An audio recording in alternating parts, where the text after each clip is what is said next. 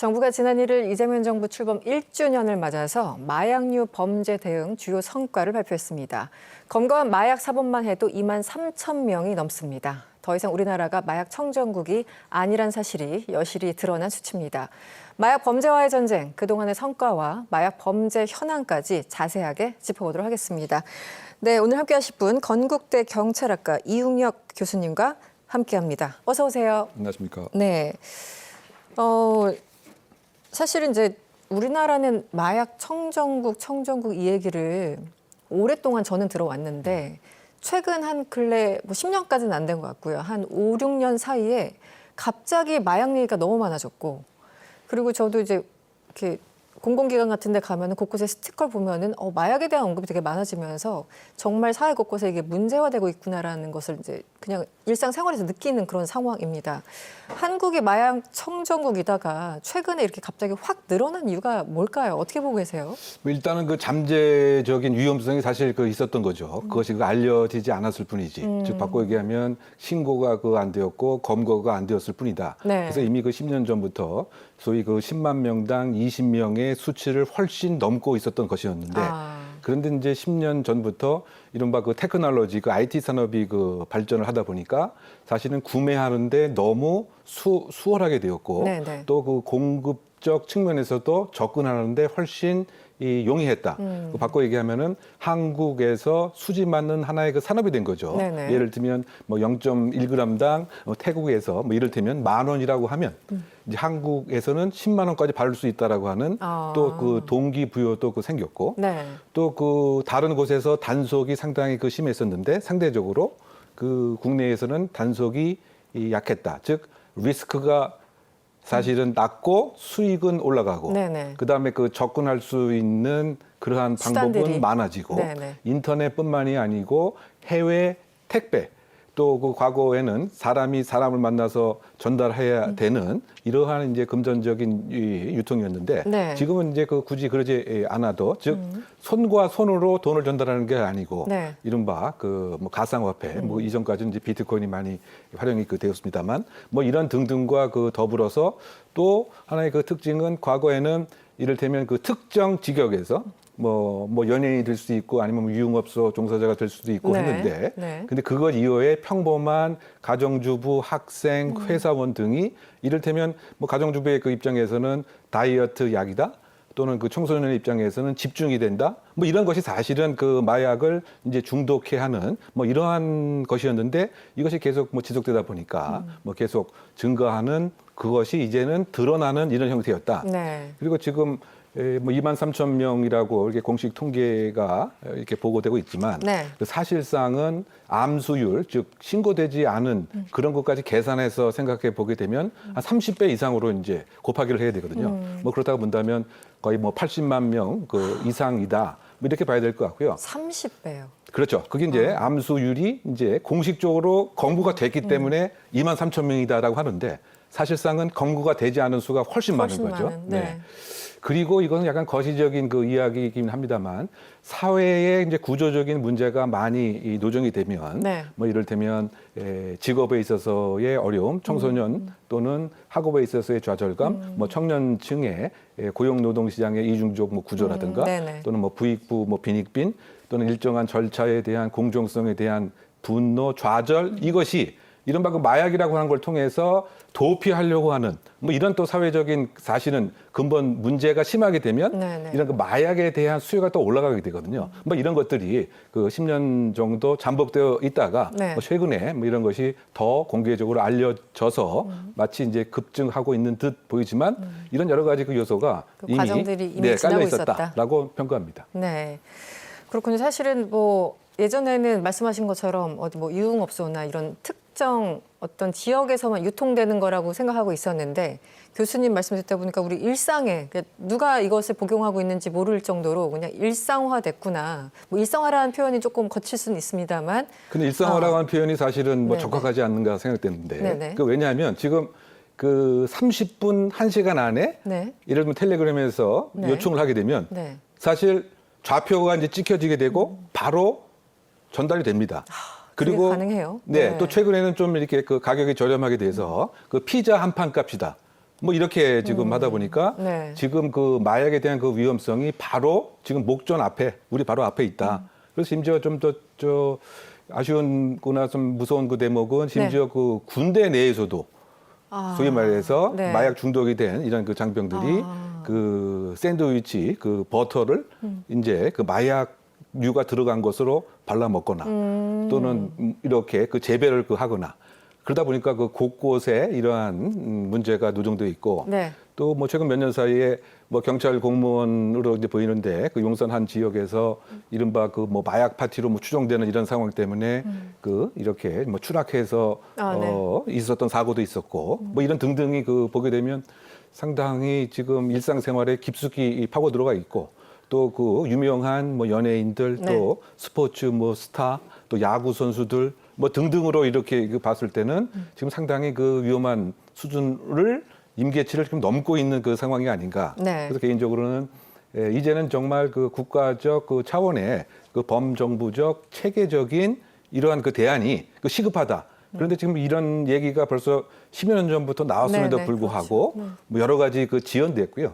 또 어떤 측면에서 보게 되면 또 각 이 정부 기관 간에 그 보이지 않는 어떤 뭐랄까요 그 조직의 권력에 대한 확장 뭐 이런 것도 있다 보니까 네. 그 마약의 그 근본 본질적인 이해보다는 이 상황을 이용해서 그 조직의 그 긍정적으로 표현하면 뭐 위상의 제고이지만 네. 좀 부정적으로 보게 되면 그 권력을 계속 뭔가 마약 수사를 통해서 네네. 확보하려 하는 뭐 이런 것이 있다 보니까 사실은 그 마약이 그 통합적으로 공급 차단과 소위 말해서 수요를 줄이는 이런 합리적인 접근으로서 컨트롤 타워를 이 정부 기관을 잡고 나갔어야 되는데 아직 그러지 못하는 것이 아닌가 아쉬운 대목이죠.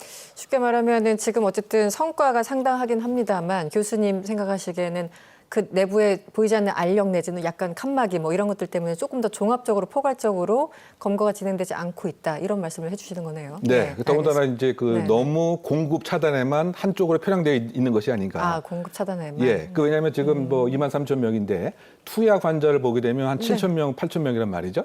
그러면 이 투약은 이 마약을 딱 복용하는 순간 네. 사실은 이제 이 뇌가 거의 고장나기 때문에 바로 치료, 재활로 가야 되는데 네. 이 7천 명, 8천 명에 그 대해서는 지금 이 재활과 개선 교화라고 하는 이 치유적 접근이 거의 없는 거죠. 아. 그러니까 지금 그 2만 3천 명의 그 이제 정부에서 그 발표를 가만히 이렇게 뜯어보게 되면 대부분 검거를 많이 했다. 그다음에 수사를 이렇게 많이 해서 실적을 높였다. 물론 그것도 이제 중요합니다. 그렇죠. 왜냐하면 공급을 차단해야 왜냐하면 공급이 수요를 창출한다. 뭐 그런 면도 있긴 한데 그런데 이 7천 명, 8천 명 그 투약자에 대한 초기에 이 치료와 이른바 그 재활이 없게 되면 이 사람들은 계속 이것을 할 수밖에 없는 고리에 빠지게 되거든요. 네. 그러면 1년에 7천 명이면 벌써 10년 지나면 거의 7만 명이라고 누적 되는 건 수가. 누적이 되잖아요. 네. 근데 그런 것에 대한 지금 그 제가 아까 말씀드렸던 것은 합리적 접근을 그렇게 두 측면 네. 공급 차단과 수요 축소 이걸 이제 동시에 가져가야 되는 그것이 앞으로의 과제가 아닌가 생각합니다. 사실은 이제 공급자에 너무 포커싱이 돼 있다라고 얘기하셨고 어쨌든 소위 말하는 이제 마약을 한 번이라도 사용했던 사람들 이 치료 쪽이 굉장히 약하다고 말씀해 주셨는데 사실은 우리 뭐 미드나 이런 걸 보면은 항상 그런 사람들 이제 검거하고 재활 치료하는 과정들 뭐 이런 것들이 나오는데 우리나라는 여전히 굉장히 좀 미흡하다라는 걸 지적해 주신 거네요. 네, 그렇죠. 네, 네. 그러니까 지금 이를테면 그 이 공적인 영역에서 예를 들면 치료 감호를 청구하는 경우도 사실 몇백 건이 안 되고 아. 또 만약 출소 후에 일반 병원으로 이제 연계됐을 때 지금 공식적으로는 지정이 그 한 20여 곳에 소위 말해서 마약 그 치료 전문 병원으로 되어 있지만 실제로 작동하는 곳은 한 두 곳뿐이 이제 안 되는 곳이고요. 아 그렇군요. 네. 또 그러면 어쨌든 치료를 받게 되면 이제 병동이 있어야 되는데 그 병동이 한 뭐 230개에 불과합니다. 너무 왜냐하면 작네요. 네. 어떻게 본다면 수가가 안 되니까. 즉 비즈니스가 안 되니까 뭐 아쉬운 대목이긴 합니다만. 근데 그렇다고 본다면 아까 말씀드렸던 약 7,800명 중에서 230명만 지금 치료를 받고 있는 것에 불과한 것이 아니냐. 뭐 이러다 보니까 결국은 이 한 번 마약을 하게 되면 끊고 싶어도 못 끊어지고 이른바 그 갈망, 네네. 갈망이라고 하는 것. 그 다음에 이 합리적인 판단 자체가 그 뇌에 사실은 그 도파민의 그 과도한 분비로 뭐 신경계가 네네, 사실은 파괴되고. 이렇게 파괴되다 네. 보니까 이것을 함께 이제 가져가야 되는데 그러니까 그 교정본부 또는 이런 마약 재활을 하는 그런 전문가도 뭐 5명에도 불과하게 안 되는 것으로 알고 있고요. 그다음에 그러다 보니까 그 이번에 뭐 여러 가지 그 정부에서도 재활에 일세서 의미를 갖기 위해서 교정본부에서도 뭐 재활과를 현재 4개에서 6개로 늘린다. 네. 또 마약 전문 교도소를 뭐 늘리겠다라고 하는데 그 얘기는 현재까지 없었다는 얘기잖아요. 그러네요. 네. 네네. 그러니까 어쨌든 그 마약에 대한 정책은 공급 차단, 그죠? 해외에서의 원천을 이번에 타격해서 네. 한 건 상당히 의미가 있지만 그럼요. 네. 그와 동시에 이 교육과 재활도 함께 해야 되고 뭐 청소년 교육도 미국 같은 경우에는 아예 그 정규 교과 프로그램 하나로 초등학교, 중학교 때부터 왜 마약이 우리 몸에 해가 되고 특히 청소년들은 동료, 자기 친구들의 그 동조 압력 때문에 say no를 하지 못하고 그렇죠. 그냥 억지로 하는 경우도 있죠. 네, 네네. 그렇죠. 뭐 그래서 그와 같은 이제 16주 프로그램으로 있군요. 네, 그렇게 예방 코스가. 프로그램을 네네. 이제 하는데 네. 우리는 아직까지 그 정도의 체계적인 예방 프로그램 부재한 것이 아닌가 생각합니다. 알겠습니다. 그리고 최근에 이제 놀라운 소식이 있었는데 국가정보원이 태국 당국과 공조해서요. 현지 마약 원료물질 보관 창고 10곳을 급습했다고 합니다. 마약 제조에 사용되는 이 물질들인데 화학물질 약 50톤을 압수했다고 하는데요. 이게 규모가 사실 50톤 하면은 어느 정도인지 감이 안 잡힙니다. 설명 좀 부탁드릴게요. 네, 그 이제 아세톤, 염산, 이제 황산과 이제 마약 그 원료하고 이제 합성을 해서 이 마약의 그 최종 그 생산물을 만드는데 만약에 이 50톤이 압수되지 않고 네. 그대로 그 마약 원료 제조하는데 사용됐다라고 한다면 뭐 수치적으로 보게 되면 이를테면 필로폰 21톤을 만들 수 있는 양이고요. 네. 뿐만이 아니고 아바 11억 정을 이제 만들 수 있는 네. 그 정도의 그 규모였다. 그리고 조금 더 실감나게 생각해 보게 되면 네. 그 동시에 그 7억 명이 투약할 수 있는 어마어마한 양인 거죠. 7억 명이요. 네, 7억 명이니까 우리 인구가 5천만 명이라고 한다면 네. 그죠? 뭐 한 10년 동안 계속 투약하는 그렇죠. 엄청난 그 양인 것이고요. 미국 인구로 봐도 2배가 넘네요. 네, 그렇습니다. 그리고 뭐 시가로 따져 보게 되면 이제 그 8조 4천억에 육박하는 그러한 이제 그 어마어마한 그 규모. 양을 어쨌든 그 국정원의 적극적인 정보 활동 그리고 어쨌든 그 태국에서 당국과 네, 그 타국하고 함께 이렇게 형사 주권을 행사하는 것은 상당히 드문 예인데 그렇군요. 이제 네. 이것은 아마 그 태국에서 우리 그 국정원에 대한 상당한 그 신뢰가 네. 이제 기초가 그 되어서 어떻게 본다면 그 아마 국내에서도 그 처음으로 공조를 이루어서 원점을 이른바 제거하려고 하는 네. 왜냐하면 제가 지금 말씀드린 바와 같이 이 태국에서 오는 이와 같은 이 마약에 대한 배송이 가장 많았었거든요. 네. 한 40%가량이기 때문에 네네. 그 원천을 막지 않는 상태에서 이른바 그뭐 던지기 하는 네네. 이른바 그 투약하는 배달하는 사람만 검거를 그렇죠. 해봤자 그러다 보니까 이거 상당히 그 의미가 있는 작전이었다고 생각합니다. 네. 이번에 압수된 원료 물질을 보니까 필로폰 21톤 또는 신종 마약 야바 11억 정을 만들 수 있는 분량이라고 하는데요. 일단 이번 제가 기사를 읽으면서 이 야바라는 단어가 굉장히 좀 낯설었어요. 다른 거는 어디서 많이 들어봤는데 네. 이 야바가 뭔가요? 그 태국어로 야바 이것이 이제 미친 약이다 뭐 이렇게 그런 표현을 뜻이에요? 이제 하는 거고요. 이제 그 필로폰하고 카페인을 섞은 거죠. 한 6대 4의 그 비율로. 네네. 그러다 보니까 그 환각성이 상당히 지속되고 네. 한 일정하면 한 3일 동안 그 환각 상태가 뭐 계속 될 수가 있다. 그럼 더 독한 거라는 그렇죠. 뜻인가요? 네. 그리고 어떻든 이 모습 자체가 이렇게 마치 사탕처럼 이렇게 울긋불긋하기도 하니까 이 뭐 청소년들이라든가 뭐 이렇게 심리적 어떤 장벽 자체가 상당히 그 낮아질 수가 있는 그래서 호기심에 한번 해볼 수 있는 해볼 수도 있고 뭐 그런 측면이 이 야바라고 하는 것의 특성이라고 봐야 될 것 같고 네. 주로 이제 그 동남아에서 네. 많이 생산되는 곳이 특히 그 태국이 네. 주요 그 생산국이다. 그래서 이제 이것이 아까 말씀드렸던 골든 트라이앵글 지역이라고 하는 네. 그 세 곳에서 이렇게 원료를 맡기고 다시 생산하고 미얀마, 라오스, 태국. 라오스, 태국. 네. 네. 이제 그래서 어쨌든 그 동남아에서부터 뭐 호주 또 우리나라 이렇게 이제 배송이 되는 그런 특성을 갖고 있는 신종 마약 중에 하나라고 이해하시면 될 것 같습니다. 그런데 이게 아까 자료화면에 잠깐 나갔습니다만 국내로 들어올 때 굉장히 교묘하게 들어온다고 하는데 어떤 식으로 들어오는 걸까요? 근데 결국 이제 숨겨서 은닉해서 네네.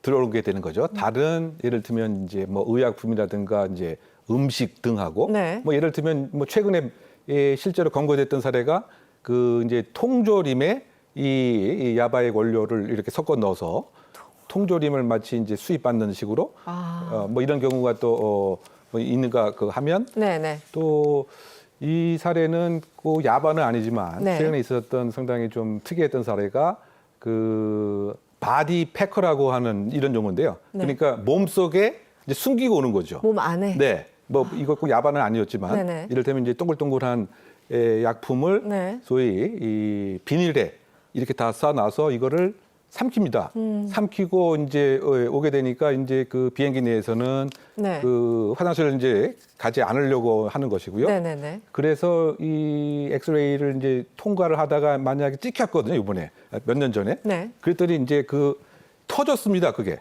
그래서 몸 안에서요? 네, 몸 안에서 터져서 이제 상당히 뭐 치명적인 상태가 됐는데 그게 네. 뭐 100개 이상의 동글동글한 그 비닐 속에 이 마약류를 이제 숨기고 왔던 뭐 이런 사례가 있었고요.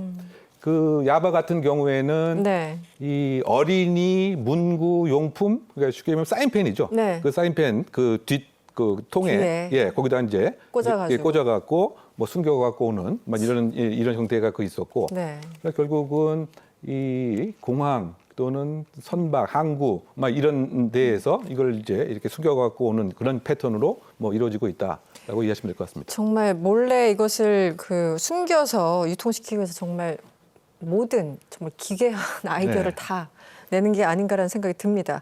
아까 그 베트남, 라오스, 태국에서 요 세 나라에서 굉장히 많이 수입이 된다고 하셨는데 유통이 된다고 하셨는데 최근에는 아프가니스탄도 굉장히 순위권에 올라오고 있다. 좀 조심해야 된다. 이런 그 뉴스 보도를 본 것 같습니다. 이 부분 어떻습니까? 예, 근데 원래 그 아프가니스탄이 그 네. 이 양귀비 그래서 그러니까 이제 그 유명하죠. 많이 네. 나오는 소위 말해서 그 테러와의 전쟁과 관련돼서도 국가가 사실은 이런 그 마약을 키우는 막 이런 것에 대한 그 비난도 그 많았고 뭐 이런 등등의 그 이유 때문에 그 텔레반이 정권을 그 잡으면서 네. 양귀비에 대한 이제 공식적인 이제 금지를 그 했습니다만 뭐 여러 가지 이제 그 이 지하 경제와 이 재정상의 문제 때문에 그 양귀비도 사실 암묵적으로 현재 허용하는 이런 형태가 그 돼버렸고 네. 지금 이제 그 필로폰 그 같은 경우에 이 아프가니스탄의 특별한 그 식물이 이 다량의 필로폰 제조를 하는데 유용한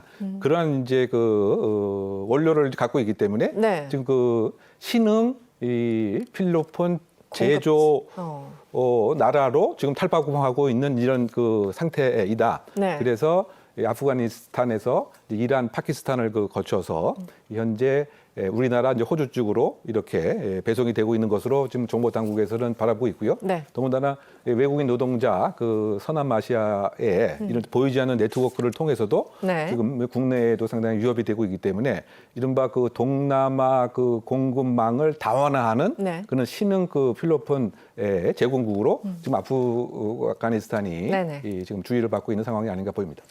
네, 공무원 채용 신체 검사 규정 일부 개정안이 국무회의에서 의결됐습니다.